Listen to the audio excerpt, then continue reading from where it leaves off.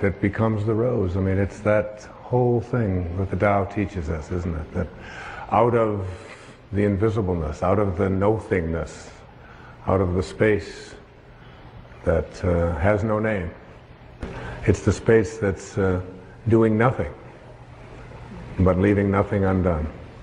The Tao does nothing and leaves nothing undone. And you are from the Tao. I'd like to just, for a few moments, speak about one more thought. I'd like to see you work at changing. To change the thought from notice me,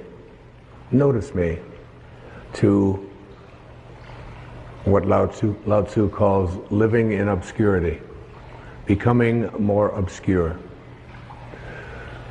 We live in a celebrity-obsessed world, don't we? Look at me. Notice me. The Tao teaches something completely the opposite. Listen to the 66th verse of the Tao. Water again. The sea stays low.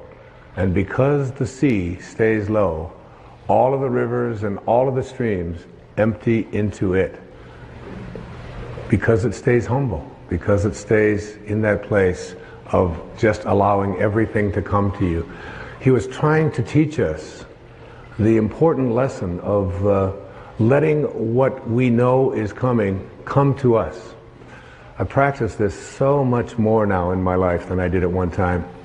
I can remember years ago, I had written a book called Your Erroneous Zones back in the 70s, and it stayed on the New York Times bestseller list for something like 27 months. And many weeks it would be number 1, and then it would go down to number 3, and then it would go to number 2, and down to 7, and all of that. And I was doing The Tonight Show in those days, and on a regular basis, and so many of the other shows, the Merv Griffin and Phil Donahue and Dinah Shore. I became like a regular on the Dinah Shore. I was like, hobnobbing with Burt Lancaster folks, and what you do is you call and find out where you appear on the bestseller list for the following week on Wednesday. So you call up on Wednesday, not for the Sunday coming up, but for the following week. And I called home, and my ego was pretty strong, and I was very much into a lot of notice me. I really believe that true nobility is not about being better than anyone else now. It's about being better than you used to be. And I think I'm better than I used to be. And I know that I'm better than I used to be in every quality or every characteristic that I hold to be valuable. But in those days I was into notice me. And I called home, and I had trained my wife to call the New York Times. She had this special number that she could call, and with a certain code, and she could find out where I was going to appear on the bestseller list the following week. So I called her up and I said, where am I on the bestseller list next week? I was out in California doing something, and she said, you're not on the bestseller list.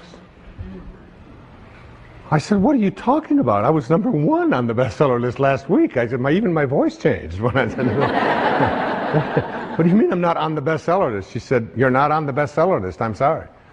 She said, your book is on the bestseller list. Big distinction there, isn't it? Between believing that this is me and recognizing that you can let go a little bit of that. Listen to verse 66 of the Tao. Why is the sea king of 100 streams? Because it lies below them. Humility gives it its power. That's a very important principle to understand. And I live on the ocean, right next to it. It's my front yard. And always I watch it to learn something from this thing called the ocean, which is the most powerful source of life that we have on the planet. Without it, there's no life on this planet. And because it stays low, so what does this have to say to us? Do you have the capacity to get past that ego need to always be saying, notice me, look how important I am. I mean, there's been a proliferation of this lately with this celebrity silly stuff, isn't it? I mean, CNN is doing, full hour shows on silly little things about what happened to this particular celebrity or what happened to that celebrity, and the celebrity's never even done anything. And there's all of this talk about it, and all of the new magazines. I mean, and you go through an airport and you look on the newsstand and all the same photos, just with different magazines. I don't even know what the names of all of them are, but there's like this huge market now that we have for people to get into a state of notice me, notice me, notice me. And how much do we train our young people, particularly in our schools and so on, that the one who is the star is the one who gets the most attention. The one who is the most important and the most valuable is the one that has the most people liking them, and so on. This constant obsession with needing to be noticed, when in fact what I have found for myself is the happiest moments of my life are when I can do it low and slow and not have anybody out there even know what I'm doing. To be able to, Louise never would have advertised the fact of some of the things I talk about with her generosity. She does it anonymously. It's almost always done in those ways. No, look at me, look and notice me, how important I am, and so on. So much to learn from that kind of wisdom, from that kind of inner connection to the Tao, the ability and the willingness to do it anonymously. To say that you can just get done almost anything that you want to get done if you don't become obsessed with taking credit for it. Remember the movie The Magnificent Obsession? Yeah. The movie made back, I think, in the 50s. And it was really about what was the magnificent obsession. It was the ability to be able to give anonymously. What is Alcoholics Anonymous? It is everybody stays anonymous. Nobody has a title. There's not even anybody in charge. There's no leaders of this. There's no president. There's no vice president. There's no organization. It's just, here's a group of people who just want to help other people whose lives are out of control. So here's a meeting place. And you come and one day somebody will chair it, and then somebody else another day will chair it. And one of the things I've found when I attend one of these meetings is that I feel, you'll see so many people who are downtrodden, who feel as if their life has passed them by, who look like they don't have any teeth, they haven't shaved, they're dirty, they're God in disguise. Mother Teresa was asked the question about what she does when she was in Calcutta, and she said, every day, I see Jesus Christ in all of his distressing disguises. All of his distressing disguises. That you can see this source, you can see the Tao, you can see it when, particularly in those who are the most obscure, the most isolated from everyone else. And whenever I go to one of those meetings and I hear people get up and they tell their stories, I feel there's so much presence of the source, of God, of spirit, of Lao Tzu, of Tao, whatever you want to call it, in one of those meetings than I've ever felt in any church. I've never felt the presence of it more. And I encourage you, any of you watching this right now, go to one of those meetings. You don't have to be an alcoholic. You don't have to. I'm not an alcoholic. I don't call myself an alcoholic. I was never out of control. I drank, but I wasn't out of control. And but I still go to those meetings. I have people in my own family that have struggled with addiction, and I go with them, and I sit there and I listen to those stories, and I get shivers down my back when I think about how beautiful it is to be in the presence of people. All they want to do is help each other. There's a movie called My Name is Bill W. James Woods played it, and James Garner is in it. And his life just got totally out of control with addictions, totally out of control. And then he went to he went to one of these meetings, and he began to realize, and he said, we can actually take these people, and all we have to do is love them. All we have to do is, and he's so excited about the concept of being able to go out there and offer it. And I keep referring to Louise because she's such a hero to me. There was a time back in the 80s when our president wasn't even able to say the word AIDS, was he? I mean, he could come on. And here was this lady who, before this thing became the worldwide phenomenon that it is, was having meetings in her own house and bringing these people, these downtrodden people who had been labeled outcasts in society, and offering them a place to learn how to love each other and to care for each other. This was long before there was any celebrity status associated with trying to end this horrible crisis that our country has and our world has had. There was James Wood, so excited about the idea of we can create a place where we're anonymous. Nobody has to know anything about us. We don't have to say our names. We don't have to say anything. We just have to come there and we can help each other. And before that happened, everybody who got out of control with addictions, particularly with alcohol, would die.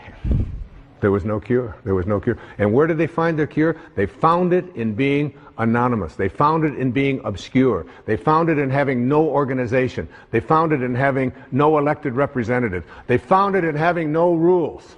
There are no rules. You just come and we care. If you've been 1 day or 1 hour sober, or even if you're drunk, you come. We care about you.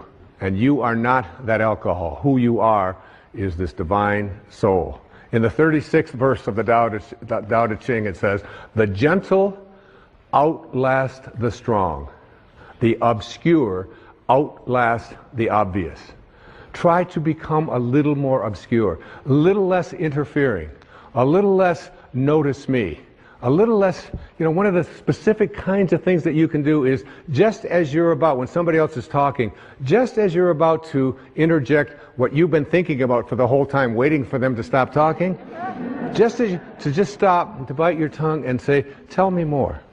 Or, "That's very interesting. I have never heard that point of view before." Even if they totally, completely disagree with everything that you stand for, to be willing to listen, to be able to stop. Practice it. I practiced it when I did these verses of the Tao. I practiced it every single day while I was working on that.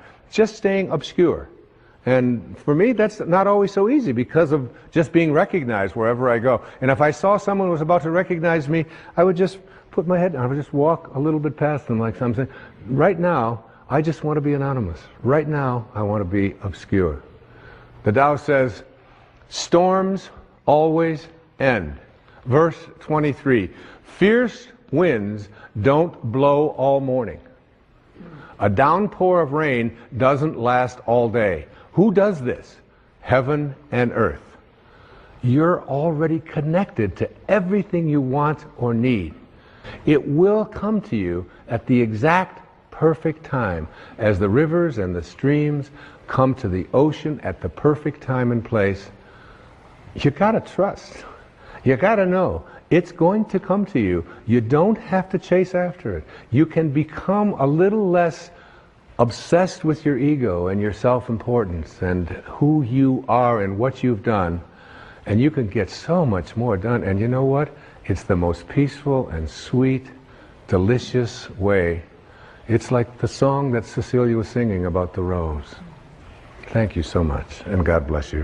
When we take this power of this invisible part of us, it's so hard to define this. We call it a belief, or you call it a thought, or you call it your soul, or your spirit, or whatever. But that invisible part of you that really determines everything about your life. And you begin to say to yourself, how can I apply the awareness of these thoughts and how I use my mind to make my life all that I want it to be? To bring into my life the things that are important to me, to improve the quality of my relationships, to have the success and so on that I think that I'm entitled to. And it's really getting to the point where you know that every thought that you have has a potential for coming into your life, for coming into form. You start to get real cautious about having anything in your mind that isn't going to work for you.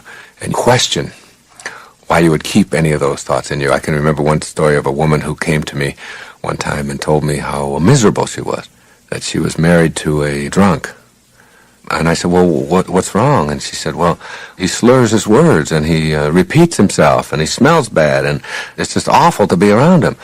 And I said, let's see if I understand. Let's see who's crazy in this little scenario you've just described. Now, you said you've married to a drunk, and the drunk slurs his words, and he repeats himself, and he smells bad, and he sounds foolish. I said, that's every drunk I've ever known does exactly that. We got a drunk who's acting and doing everything that you would expect a drunk to do. Now we got you. And you're married to someone that you call a drunk, and you're expecting him to be sober.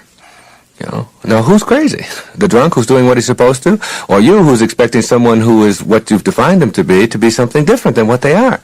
He is what he is.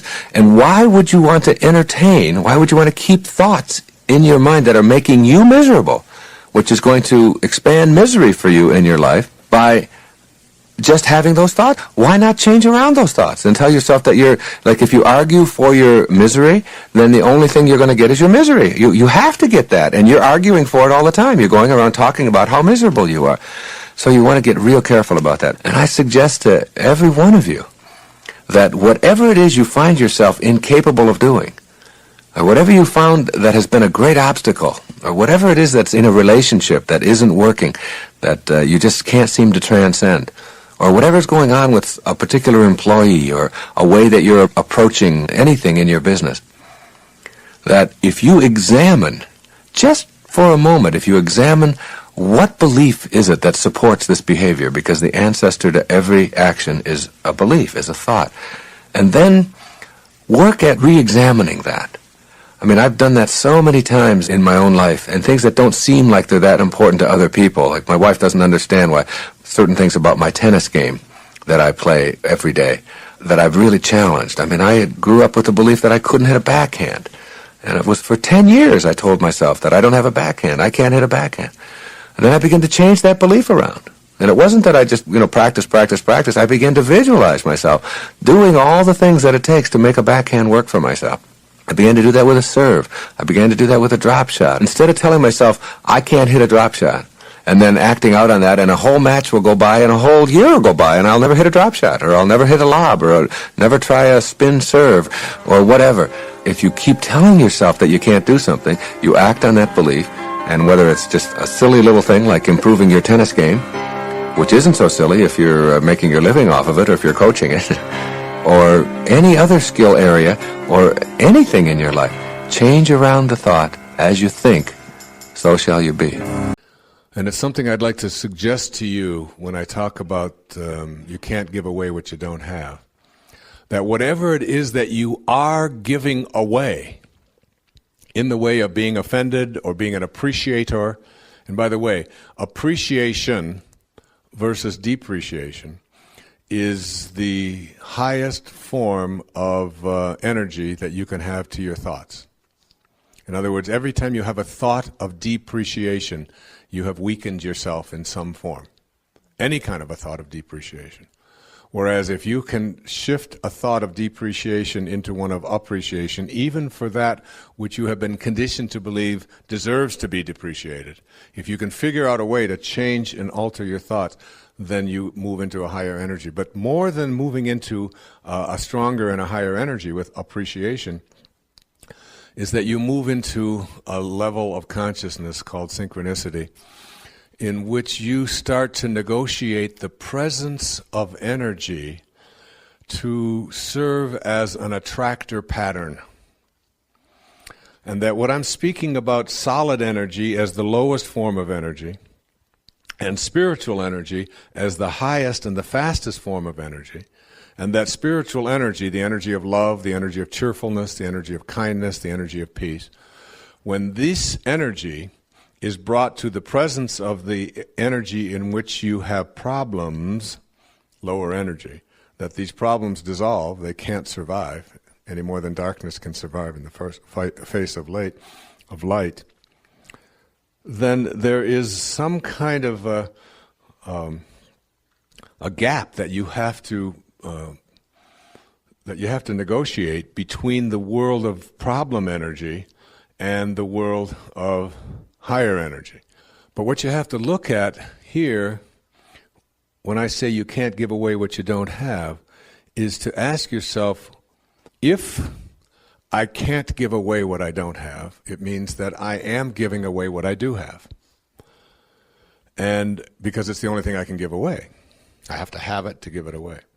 So, and if energy is the vehicle upon which things are attracted and come into my life, then what is it that I am sending out there? Because it is in giving that we receive. What is it that I'm giving? What am I sending out there? What kind of energy do I send out there? And begin to look at that as the rationale and the explanation and the reasoning behind what is showing up in your life. That it really has nothing to do with what's going on outside of you in other people and in other events and in what other people are saying or doing or circumstances of your life. As much as we like to use that as an explanation and a rationale for it, that in fact, if you can change around your thinking to ask yourself, why do I keep attracting what it is that I'm attracting into my life, and what can I do to attract something different into my life? These things that we're calling attractor energies, that possibly, just possibly, I might be able to come to a place where I recognize that everything that's going on in my life, everything, I take responsibility for. And if I continue to attract the wrong people, or scarcity instead of abundance, or illness instead of health, or unhappiness rather than happiness, or fear rather than faith. And again, I always go back to that very famous prayer of St. Francis, where there is doubt, let me bring faith. Where there is despair, hope. Where there is darkness, light. Where there is sadness, joy. Where there is hatred, love. And if I can find a way to rid myself of those, just the thoughts, that I might possibly open myself up to a new idea, a mind that is open to everything, is one in which I say that I have been responsible for attracting all of these things into my life, and now I'm going to work at it for a given period of time of attracting something different into my life. I'm going to go with new attractor patterns of energy. I'm just going to go with it and see if I can make that shift begin to take place. And this thing that I have referred to as synchronicity is something that Jung said is something that is very real and is very powerful and is something that you can access. Which means that as you reach a faster energy yourself, you see, if everything is energy and nothing happens until something moves and everything is moving, then you yourself are just a great big bundle of energy. You are just vibrating, and if you are a bundle of energy, if you buy this idea that your hand and your feet and your eyes and your entire body is really nothing more than a series of very, very tiny subatomic particles all moving together very fast with spaces between them, and you see that and you can get that, then you recognize that there's got to be a frequency at which you are vibrating. It's got to be vibrating at some frequency. And if you can also accept the idea that if I could move to a faster and a higher, more spiritual energy, that I will literally change the vibration at which I am vibrating, then it begins with the thoughts. It begins with how I am processing and thinking thoughts, that I can absolutely get to a place where I can start to radiate out different kinds of energy. If I had a woman from Holland who came over to see me, whose husband had left her after 25 years. She had 4 children, and she just had been on the verge of suicide. And she was losing weight, and she was depressed, and she was taking all kinds of drugs for it, and she was getting sicker and sicker because she just couldn't get over it. And she came to a book signing that I was doing at a bookstore down in Florida. And she said, "You've got to say something to me. You've got to say something to me that will help me to get over this." And I told her this line. I said, "Give up your personal history. Merge yourself here, now, into this moment. And those 25 years are something, if you want to understand how to do it, think of your past as, oh, this hat. And this is your past.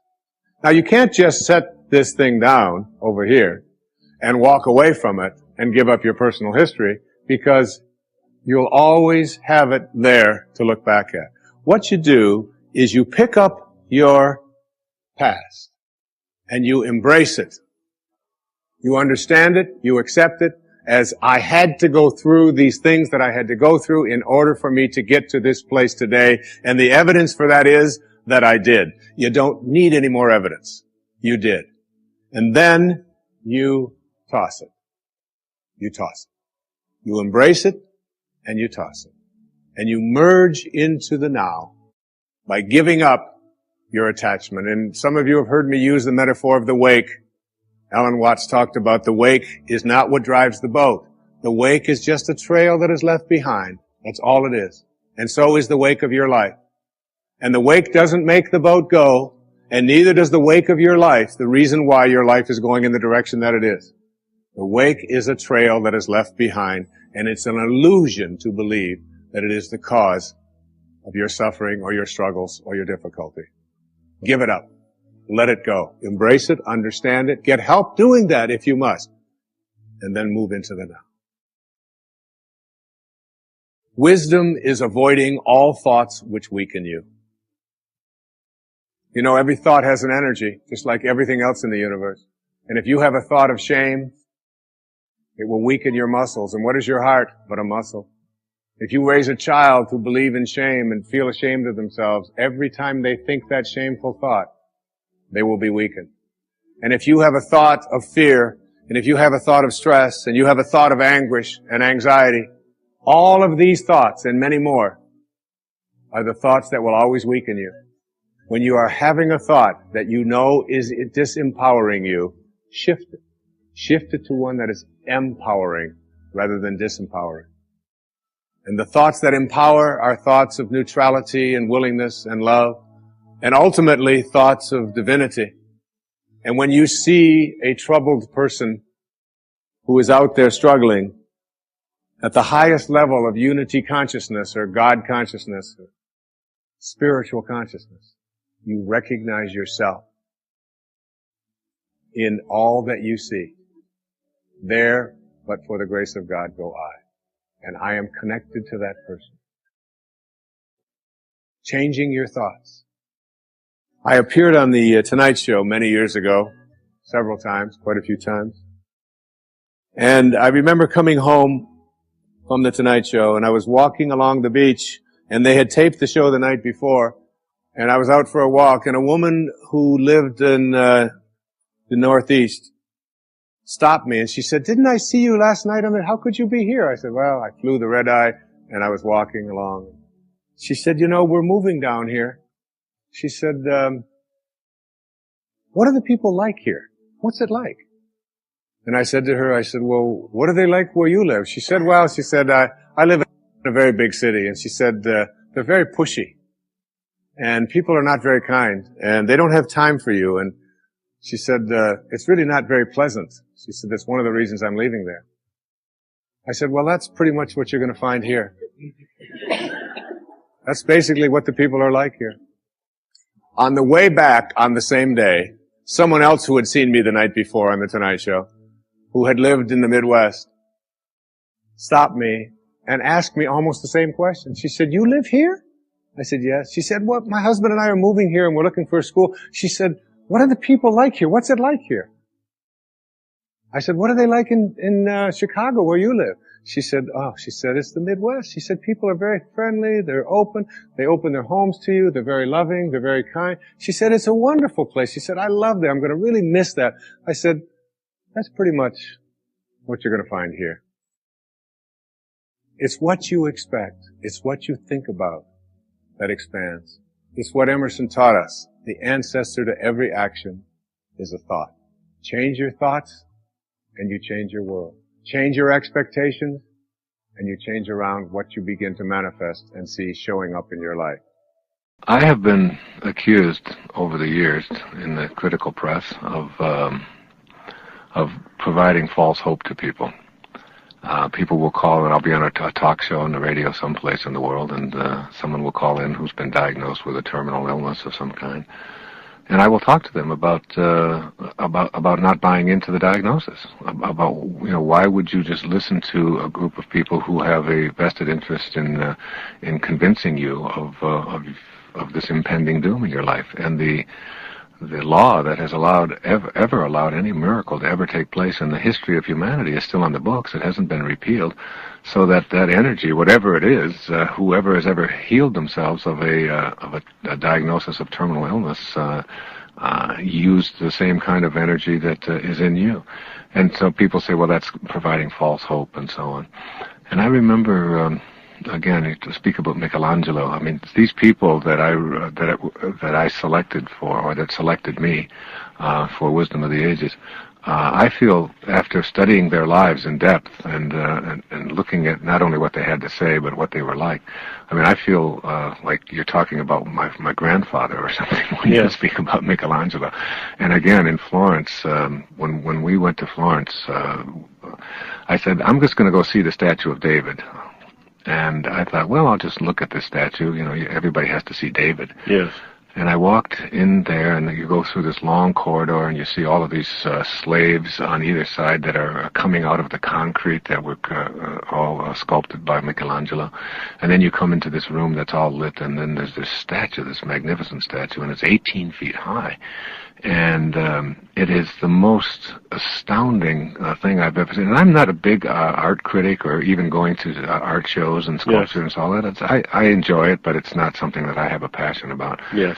Well, 4 hours later, Michael, I was still standing in front of that statue. My wife and my 3 daughters were out there climbing El Duomo and buying shoes and doing all the things that you do when you're in Italy. Right. And they came back and they said, Dad, come on, we have to leave. And I felt like I couldn't leave that place. It was such a beautiful experience. I mean, you can see every vein in in this thing, and it's just a magnificent experience. So when they ask, there's this wonderful quote that they ask Michelangelo, how could you have created such a perfect specimen of sculpture from one piece of marble? His famous quote is that David was already in the marble. I just chipped away the excess. Yes. And that there's a David inside each and every one of us. Yes. And this idea of if you're, the greater danger is not that our hopes are too high and we fail to reach them, it's that they are too low and we do. And most people see themselves in terms, they don't see, I think you should see yourself as a saint. And I think a person ought to be envisioning themselves as capable of doing anything. I think it's possible to excel in every area of life. That is, you don't have to sort of restrict yourself to one area. I think you can enjoy going to a National Football League game in the afternoon and going to the ballet in the evening. Yes. And people say, well, you're a speaker. Usually speakers, and you get paid a lot for speaking, so usually speakers are not good writers, or because one is introverted and supposedly and one is extroverted. And I have often thought, why can't you be a really fine writer and a great speaker as well? Sure. And why can't you be a great athlete and a poet as well? Why not? And most of these people, like Goethe and Michelangelo and Da Vinci and Shakespeare and Pope and so many of these people, these were people who were masters at 1,000 different things. Isn't that interesting? How we, like in medicine now, I mean, now you have a specialist who specializes in the right finger. Right, exactly. Yes. We have hand specialists, we have foot specialists, and nose specialists. And imagine going to school for years and studying only the hand. Yes. Whereas here was Da Vinci or Michelangelo, and they studied. They were anatomists. I mean, they studied anatomy and were medical people. They studied the way that Michelangelo learned about how to do sculpture was by examining cadavers. They would literally steal the cadavers and go through, and he would examine them. And it's like when you discover the greatness that's in yourself, and not restricting yourself in any way. And not enough of us can think of ourselves as being able to excel in all areas and to have high hopes about virtually everything. Because high hopes is not just a song that Frank Sinatra sang with a bunch of kids. High hopes is being able to visualize and see for yourself what it is that you'd like to be able to accomplish in your life.